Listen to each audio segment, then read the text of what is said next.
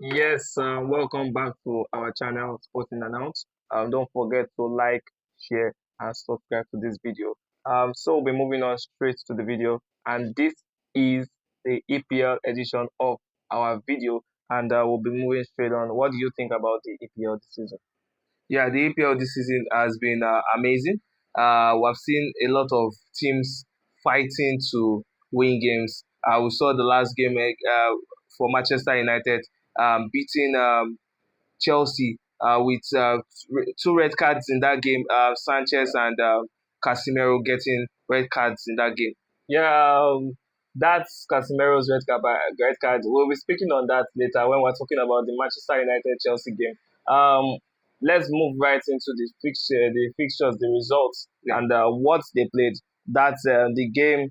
The game started on Saturday. That's the game started with Liverpool and Everton. That's a Merseyside derby, and that game ended in favor of the leaders of the table. That's the last season's champions and also the current champions. That is Liverpool. Liverpool won that game 2 goals to 1. They defeated Everton. Burnley held Nottingham Forest. Nottingham Forest has not really been playing good football, from what I can tell. They drew their last Europe. They drew. They've been losing games and drawing games. Maybe we should just say probably is a new coach, and Postecoglou just came to take over from Nuno Santos, yes. And we see that they are not actually playing the way we want them to play. So Burnley held Nottingham Forest on a 1-1 draw. Another draw was between Brighton and Tottenham. That game ended 2-2. West Ham were defeated by Crystal Palace at home. That game ended 2-1 in favor of Crystal Palace. And Leeds, the newly promoted side, have started doing wonders. They defeated Wolverhampton Wanderers. That game ended 3-1. And we move to the game of the day of that particular day, the 20th of September, on Saturday. That's what Manchester United versus Chelsea, like you mentioned. Manchester United and Chelsea both had red cards in that game, but Manchester United came up with the upper hand. And I saw the end of that game, and it was blowing me big, big, big, big, big. My heart was actually beating as a Manchester United fan. That game ended 2-1 in favor of Manchester United. Fulham defeated Brentford. That game ended 3 goals to 1. Sunderland held Aston Villa on a 1-1 draw. Another draw we also saw was Bournemouth versus Newcastle. That game ended 0-0. And Arsenal came up with a late equalizer in that particular game from Martinelli. That game ended 1-1 against Manchester City. So let's just be discussing one by one. I think all these games are games that we should really talk about. Yeah. What do you think about, first of all, Merseyside derby, Liverpool versus Everton 2-1? Yeah, Liverpool versus Everton 2-1. Everyone knew Liverpool would take the lead. For me, I was expecting Jack Grealish to do more in that game for Everton, the Everton side. But we know Liverpool, very strong team. Their players are really, really, really, really good at attacking and getting those goals. But there's something about Liverpool. Even if it's going to be a slight thin margin to win that game, they'll definitely get that one goal to win that game. Yes, definitely. Liverpool always find a way to win their games.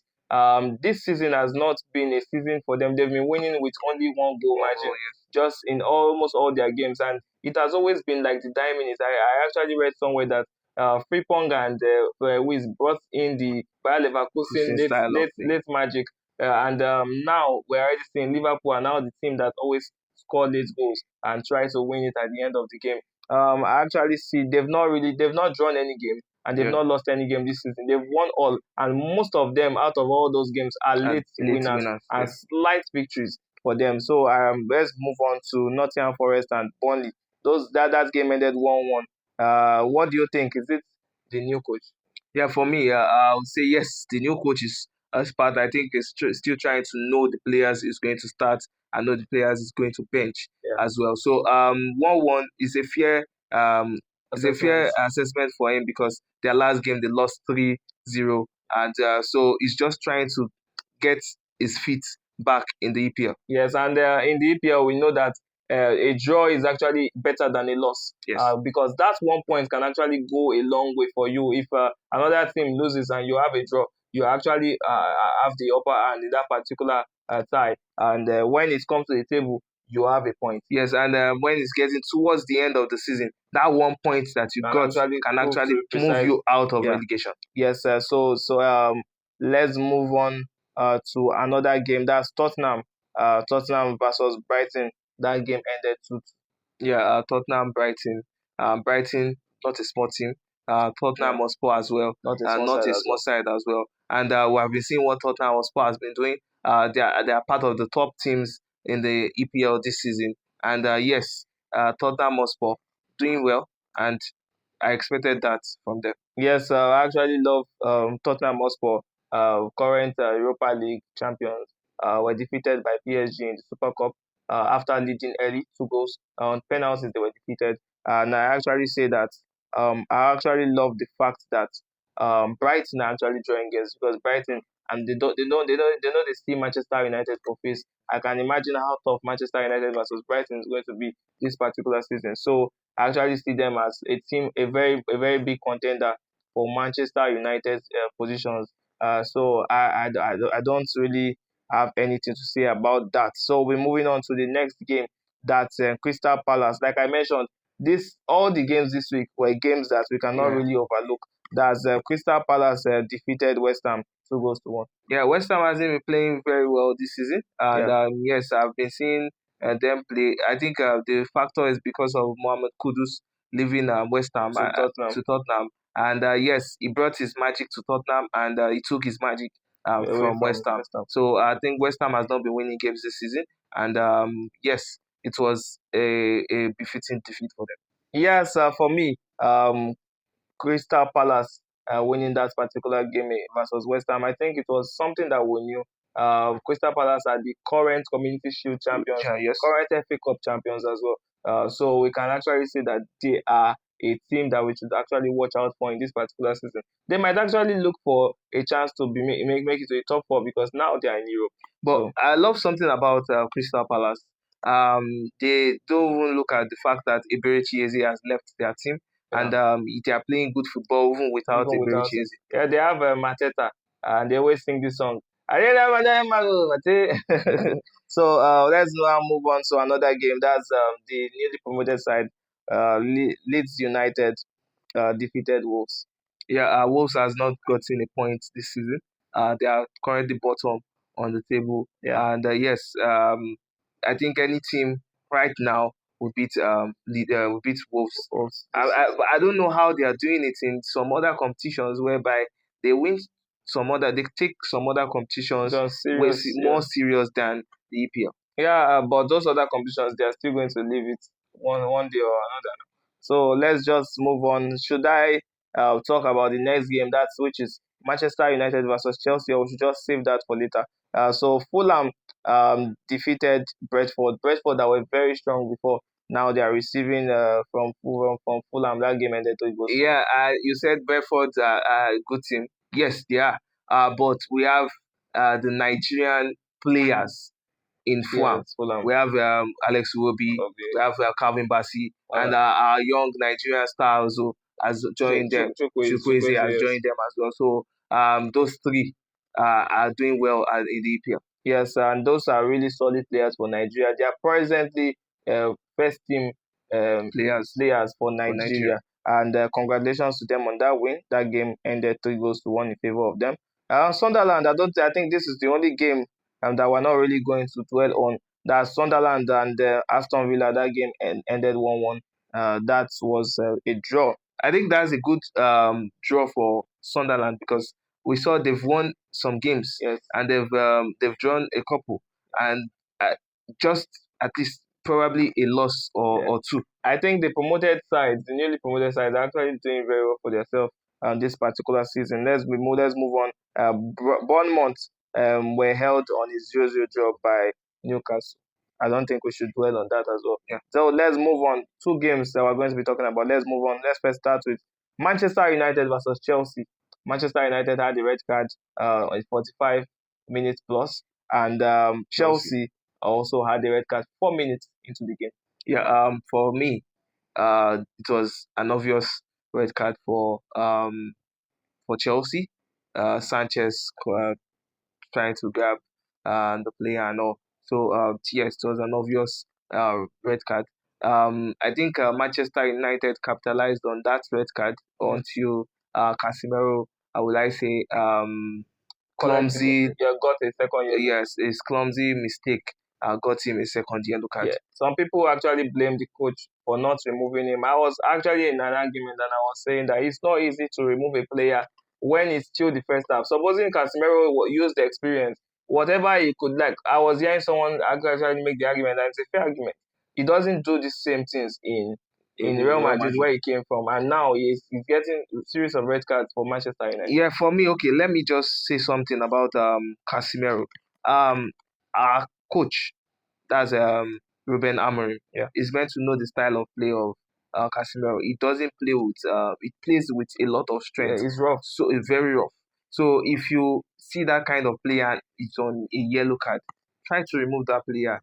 Put in Kobe Mino, put in some other players that can now also can be fill effective, that position. Yeah, so if I would have mentioned, if Casemiro didn't get that red card, Manchester United would have won that game with a clean sheet. Yes. Let's just see it as that, because goals. it would be 11 players versus 10. Now you equaled it, and Chelsea had to find a goal through the help of is it Caicedo? But they found a goal in that through the help of Chaloba that scored an own goal in their previous Champions League tie. So I actually say something. Okay, well, let me just say something about Chaloba. I don't know, one thing about Chelsea fans is they don't give a player time. Yes. If the player makes a slight mistake, they will definitely insult that player, because last season we saw Chaloba was very good. He had to even come back in the Club World Cup. Was very brilliant. Yes, he had to even come back to the team. Like they moved him to another team. Yeah. They had to bring him back to Chelsea to continue playing. Yeah. What do you think about this final game? That's Arsenal versus Manchester City. That was the last game of day 1-1. Yeah, late winner for Arsenal. Let's draw. Let's equalizer rather for Arsenal. I love the spirit. I was talking to someone on the day of the match that Arsenal has a fighting spirit. I just love the fact that they don't get demoralized by a goal getting into their net. Yeah. We saw Erling Haaland scoring the first goal. But the one thing I don't like about Erling Haaland is if he gets a goal, he doesn't really strive a lot for getting a second, getting the third, unless he's being helped to get those goals. Arsenal has that ability. They have that fighting spirit to actually move those balls and get at least an equalizer or a winner. Yeah, I think they actually worked for the results they wanted. I saw the fans celebrating like it was a win. Yes. Because Manchester City is not easy. It's not an easy team to actually go by. Manchester United saw what they got when they played Manchester City. That game ended 3-0. Erling Haaland scoring 2 goals. Yes. Showing that Manchester United is his favorite opponent since he came to the Premier League. So I actually say that. Moving to the next fixtures, which will start on Saturday, the 27th of September 2025 by 12:30, and that will be the game between Brentford versus Manchester United. Then on same Saturday, Leeds United will be taking on Bournemouth. Chelsea will be taking on Brighton. Manchester City will take on Burnley. Crystal Palace will take on Liverpool. Nottingham Forest will take on Sunderland. Tottenham Hotspur will take on Wolves, the team that hasn't gotten a point at all in this EPL season. Aston Villa on Sunday will take on Fulham. Newcastle, Arsenal will be fighting to get a winner, and the last game will be on Monday, the 29th of September 2025, and that will be Everton versus West Ham United. What do you think about the game between Manchester United and Brentford? Yeah, Brentford the top side coming from a loss. So Manchester United need to capitalize on that fact, capitalize on their lapses, capitalize on what they did wrong in that particular game, and try to use that. Manchester United is a team that if we don't change our goalkeeper, we keep conceding. So I think they should just try. And don't forget Umbumu. It was actually playing for Brentford. We should just try. Yeah, definitely. We should just try to integrate Senny Lamins back into that particular team. What is he waiting for? What's Ruben Amorim waiting for to play in Senile means. Yeah. You bought him Uh, for 25 million and he has not even yeah, I played don't a know match. what is the problem of Ruben Amorim because Semilemi is a good goalkeeper and just try to start him. I don't know why against yes, against Chelsea, Bayende tried, but he conceded a goal.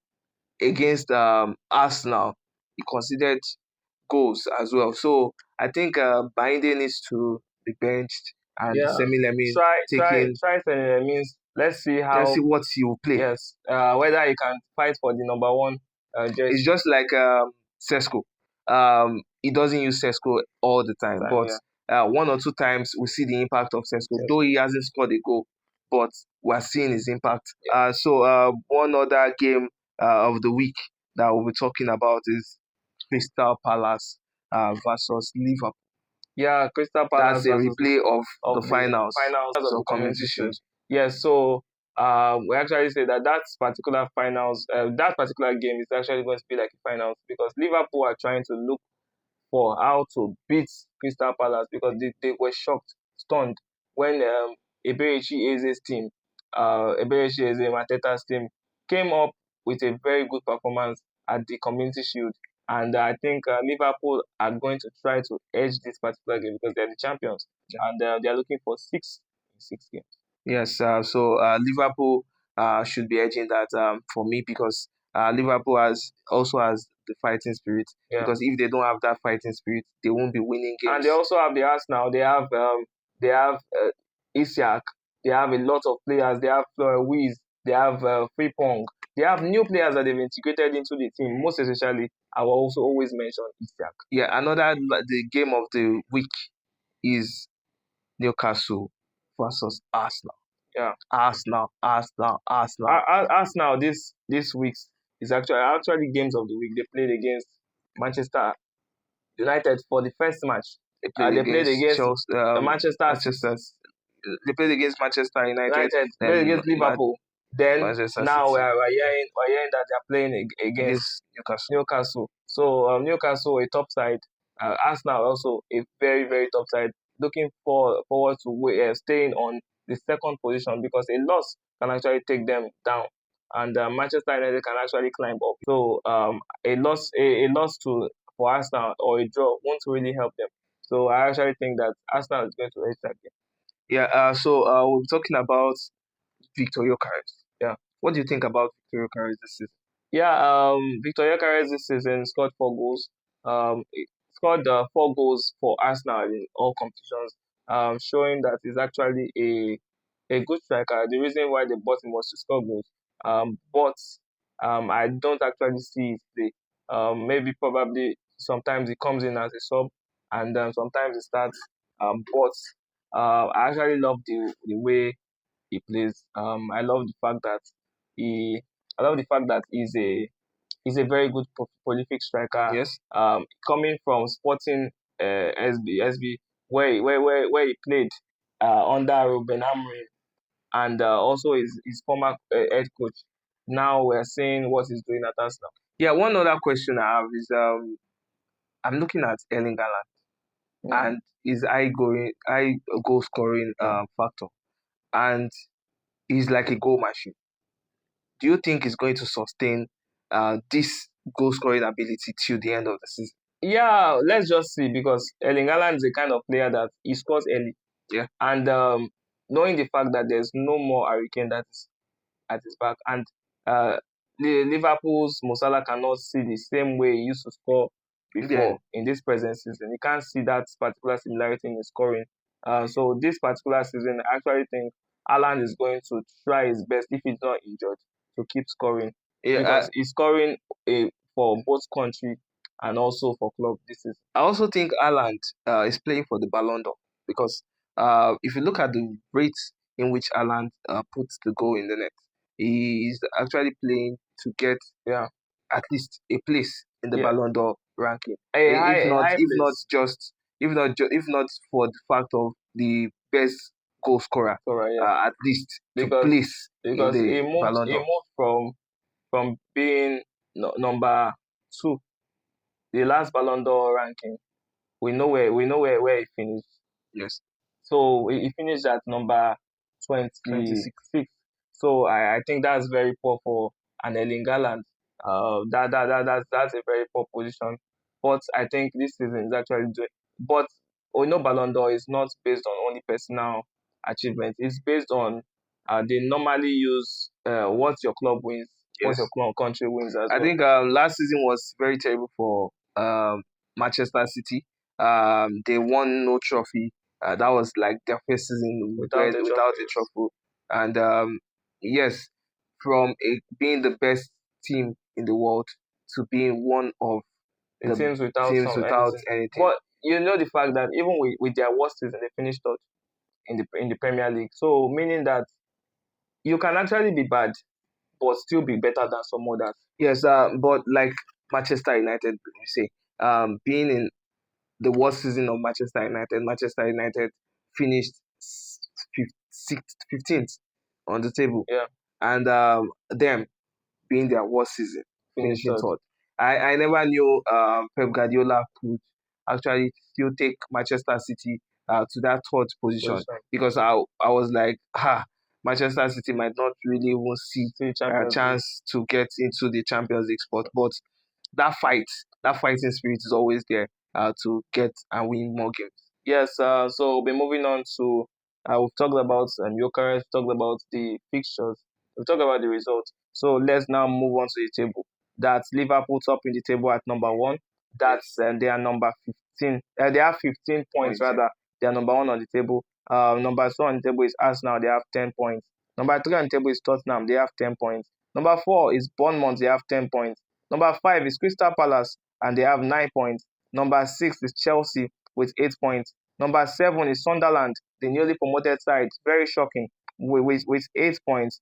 Number eight is Fulham with 8 points. Number nine is Manchester City. Very, very shocking once again for Manchester City to be number nine on the table with 7 points.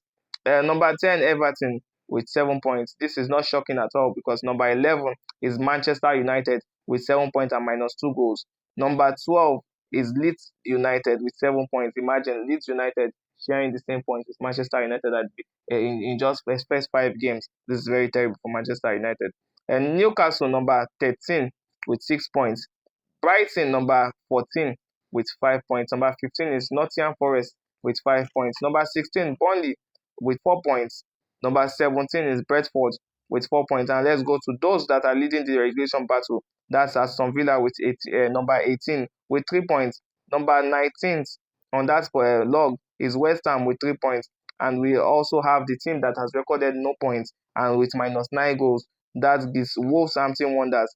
That they have 0 points currently. And we should be moving straight on to the Premier League top scorers. Erling Haaland number one with 6 goals. And Antonio Semenyo with 3 goals. Ugo Ekitike with 3 goals. Jordan Anthony with 3 goals. Wilson Isdor with 3 goals. And we go to the assists. Most assists are Grealish with 4. Joao Pedro with 3. Mohamed Kudus with 3. Grant Xhaka with 2. Not and also with clean sheets, we have Nick Pope. 5 games, he has 4 clean sheets. Um, Petrovic, 5 games with 3 clean sheets. Anderson, 5 games with 3 clean sheets. David Raya of Arsenal, 5 games with 3 clean sheets. Yeah, I wanted to say something about the IS saves. Yeah, The goalkeeper factor. That's Nick Pope. Nick He's Pope. doing it again. I think last season he was He was a on contender a contender, yeah. to win But that. David Raya Or actually David just Raya. took that. I think David Raya hasn't picked his form yet. Although he has some clean sheets there, Yeah, I he has think 3 clean sheets, he has. but the teams that he couldn't get against Arsenal and against Manchester City because they scored them first. So that I No, can say I think against it's still going to get its reading very soon because yeah all the big games are gone and they'll be easing into the easy games yeah very soon. So we'll use that to get more um more of those clean sheets. yeah. So um we mentioned